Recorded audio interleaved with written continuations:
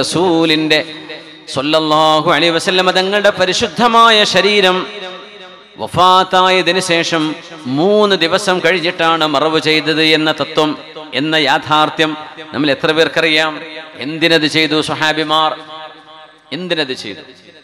സ്വഹാബിമാർക്കറിയാം പുണ്യനബി തങ്ങൾ വളരെ പെട്ടെന്ന് നിർവഹിക്കണം എന്ന് പറഞ്ഞ് തങ്ങളുടെ നിർദ്ദേശമാണ് മയ്യത്തിനെ പെട്ടെന്ന് മറവ് ചെയ്യണം, അത് ഡിലേ ചെയ്യരുത്.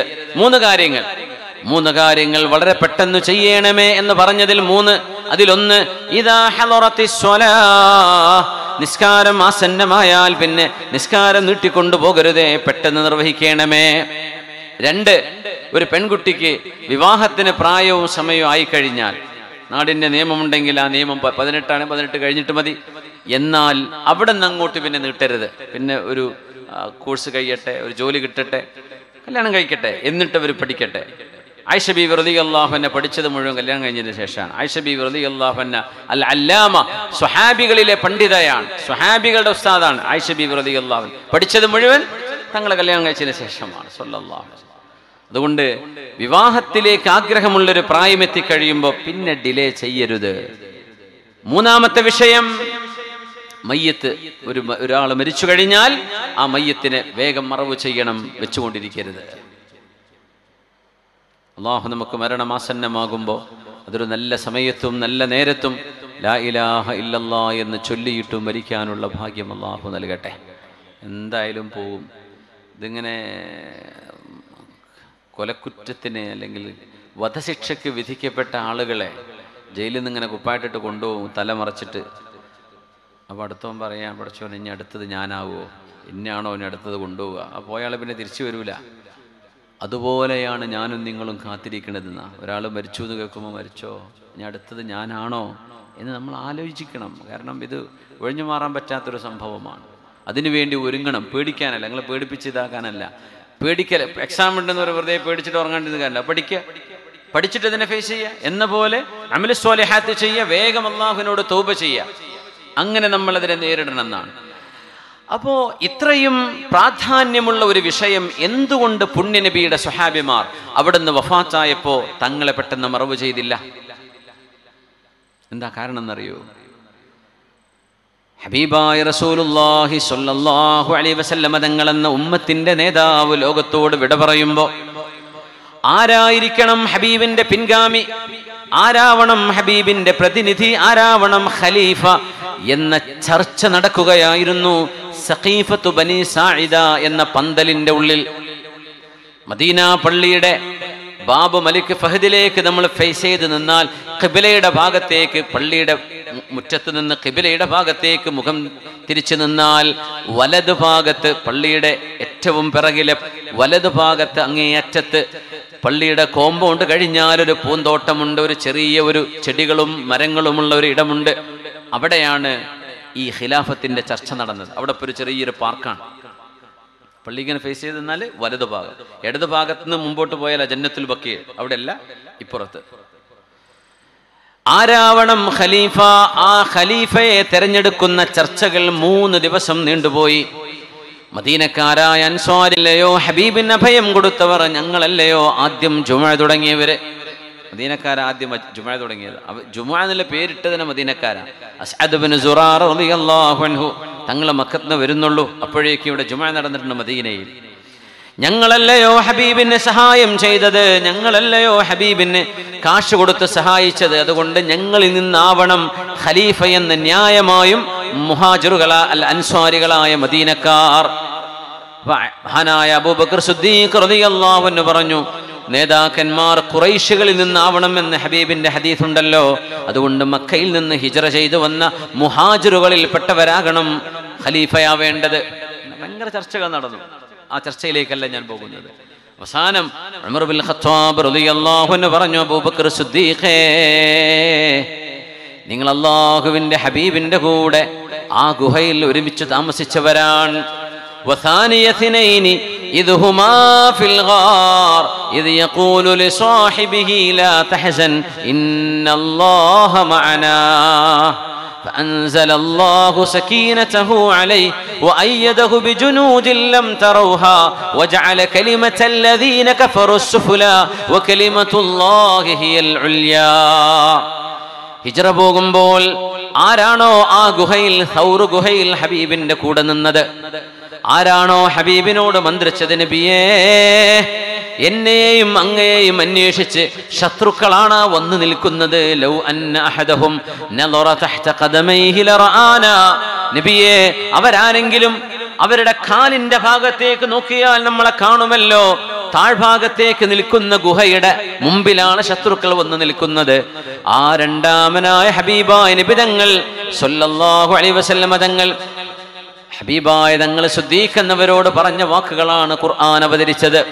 വസാനിയതൈൻ ഇദ് ഹുമാ ഫിൽ ഗാർ ഇദ് യഖൂലു ലിസാഹിബി, തന്റെ കൂട്ടുകാരൻ സ്വാഹിബ് എന്ന് സിദ്ദീഖ് എന്നവരെ കുറിച്ച് ഖുർആൻ ഉപയോഗിച്ചു.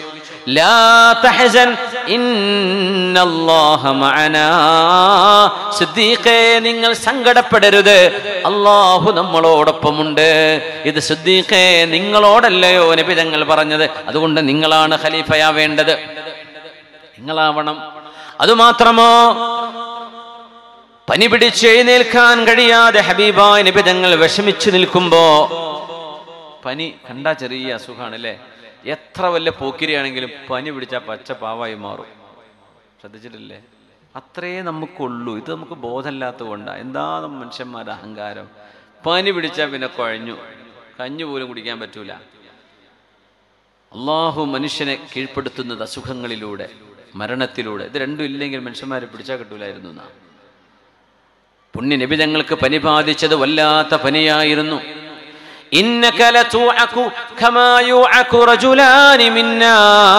നബിയെ ഞങ്ങളിൽ രണ്ടുപേർക്ക് പനിക്കുന്ന പോലെ പനിയുടെ ചൂടുണ്ടല്ലോ നബിയെ നിങ്ങൾക്ക് എന്ന് അബ്ദുല്ലാഹിബ്നു മസ്ഊദ് റളിയല്ലാഹു അൻഹു ഹബീബിന്റെ നെറ്റിയിൽ കൈവച്ചുകൊണ്ട് ചോദിച്ചു.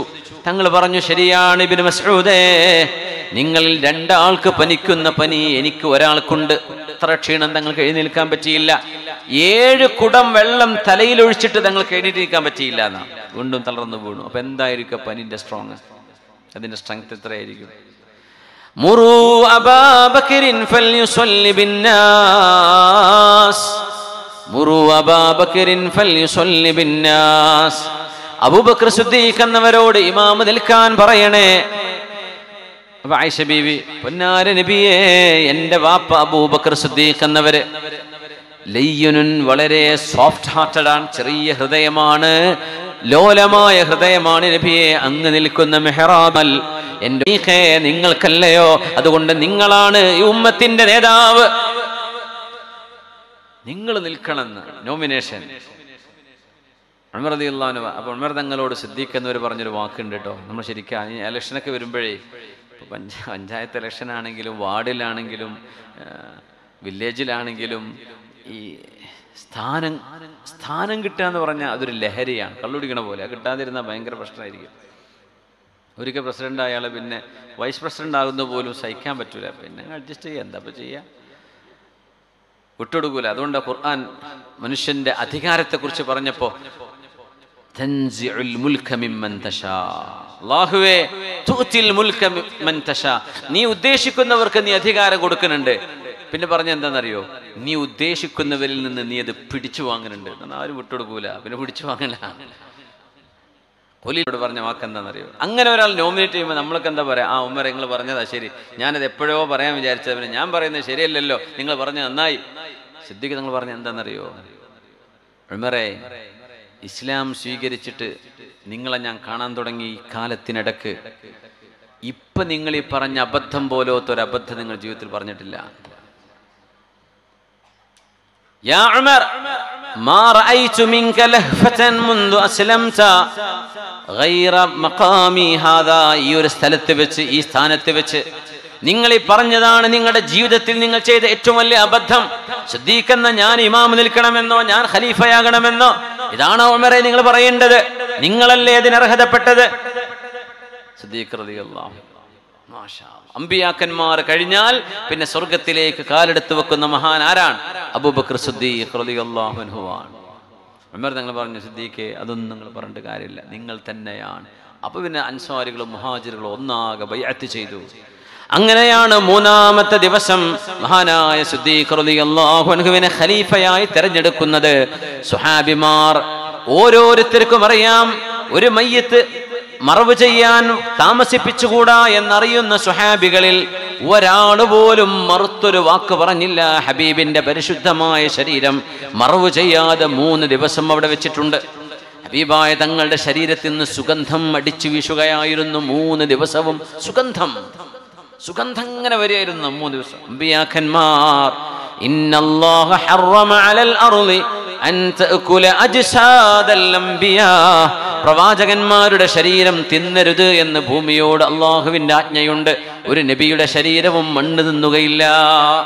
അതുകൊണ്ട് 1400 വർഷങ്ങൾക്ക് മുമ്പ് ഹബീബായ തങ്ങളെ എങ്ങനെയാണോ റൗളയിൽ ആ ഹുജറയിൽ കൊണ്ടുപോയി മറവ് ചെയ്തത്, അതുപോലെ ഹബീബ് അവിടെ കിടക്കുന്നുണ്ട് എന്നാണ് ഉമ്മത്തികളുടെ വിശ്വാസം. മുസ്ലിം ഉമ്മത്തിന്റെ അഖീദ അതാണ്. ഒരു കേടുപാടും സംഭവിക്കുക. കദാലിക്കൽ അംബിയാ, പ്രവാചകന്മാർ അങ്ങനെ തന്നെയാണ്. മറവ് ചെയ്താൽ ഭൂമി അവിടെ ഒരിക്കലും അവിടെ ശരീരം തിന്നുകയില്ല. അങ്ങനെ ഉണ്ടാവും. ഹബീബായ നബി തങ്ങൾ ലോകത്തോട് യാത്ര പറഞ്ഞിരിക്കെ മുസ്ലിം ഉമ്മത്തിന് ഒരു നേതൃത്വമില്ലാതെ പോകരുത്. ഉമ്മത്തിന് നേതൃത്വം നൽകാൻ ഒരു നേതാവില്ലാത്തൊരു ഗ്യാപ്പ് വരാൻ പാടില്ല എന്ന ആ ഒരു വാക്യൂം ഒരിക്കലും ഉമ്മത്തിൽ ഉണ്ടാവരുത് എന്ന സ്വഹാബത്തിന്റെ ഐക്യകണ്ഠേനയുള്ള തീരുമാനമാണ് ഹബീബിന്റെ ജനാസയെ മറവ് ചെയ്യാൻ വൈകിപ്പിച്ചത്. അതിനർത്ഥം എന്താണ്? ഈ ഉമ്മത്തിന്റെ നേതൃത്വത്തിന് വലിയൊരു സ്ഥാനമുണ്ട്. എത്യോപ്യക്കാരനായ കറുത്ത വർഗക്കാരനായ ഒരാളാണ് നിങ്ങളുടെ നേതാവ് എന്നിരിക്കെ കാണാൻ ഭംഗിയില്ല, ആയിക്കോട്ടെ, കുഴപ്പമില്ല. കുറുകിയ കഴുത്തുള്ള മനുഷ്യൻ, മുന്തിരി നിൽക്കുന്ന പോലെ തള്ളി നിൽക്കുന്ന കണ്ണാണ്, കറുത്ത വർഗക്കാരനാണ്, ദമീം, കാണാൻ ഭംഗിയില്ലാത്ത ആളാണ് എന്ന് വന്നാൽ പോലും നിങ്ങളുടെ നേതാവിനെ നിങ്ങൾ അനുസരിക്കണേ, അവരുടെ വാക്കുകളെ ശ്രദ്ധിക്കണേ. അതിന് നിങ്ങൾ ട്രോളുകയോ പരിഹസിക്കുകയോ ചെയ്യരുതേ എന്ന് മഹാനായ അഷ്റഫുൽ ഖൽഖിന്റെ നിർദ്ദേശമുണ്ട്. അത് പഠിപ്പിക്കാനാണ് 5 വക്ത് നിസ്കാരം ജമാഅത്തായി പള്ളിയിൽ നിർവഹിക്കുന്നത്. ഒരു ഇമാമിന്റെ ബാക്കിൽ നിന്ന് നേതാവ് ചെയ്തതിന് ശേഷമേ മഅ്മൂം ചെയ്യാൻ പാടുള്ളൂ. ഈ അച്ചടക്കം പഠിപ്പിക്കുന്ന ഉമ്മത്ത് പിന്നെ എങ്ങനെയാ നേതൃത്വത്തെ തള്ളിപ്പറയുന്ന അവസ്ഥകൾ വരുന്നത്? തിരുത്താം, നല്ല നിലക്ക് ഗുണകാംക്ഷയുള്ള തിരുത്തുകൾ വേണം, അതിന് കുഴപ്പമൊന്നുമില്ല. പരസ്യമായിട്ട് എഴുതുക, പരസ്യമായിട്ട് അവഹേളിക്കുക, പരസ്യമായിട്ട് കളിയാക്കുക ഒരിക്കലും ചെയ്യാൻ പാടില്ല. അതിനൊന്നും ശരീഅത്തിന്റെ മറപിടിച്ച് ഒരിക്കലും ന്യായീകരിക്കാൻ പറ്റില്ല.